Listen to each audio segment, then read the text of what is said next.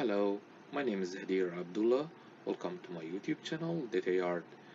I just decided to start working on Power BI interview questions and answers. And one of the questions that came to my mind is what are calculated columns? How do you create them and why do you use them in Power BI? Simply, a calculated column is calculated. So we need to create an expression or a formula to determine their values. Second, the calculation is computed at the time of refresh. That means every time you refresh your data, all of your calculated columns have to be refreshed as well. In another word, data is refreshed only if we refresh the data model. Also, once they have been calculated, they are stored within the rest of the data for use. From that point, you can treat them just like any other column in your table. Here, I have to mention that the calculated columns are RAM consuming. So, if there are a lot of calculated columns, it requires more memory space.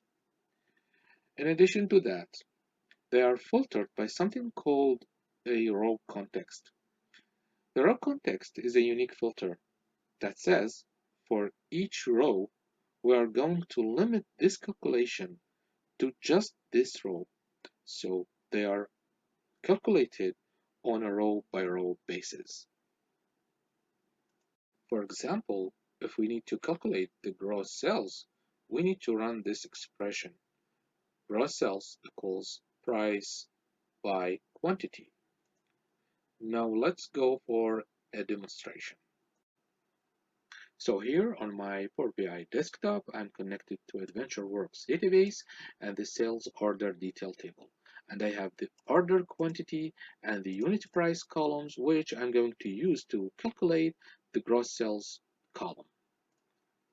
Now let's go to the data tab to the left and on the home ribbon, select new column. Here you can give your column a name. Gross sales equal unit price, select unit price by order quantity, hit enter, and now you have your gross sales column.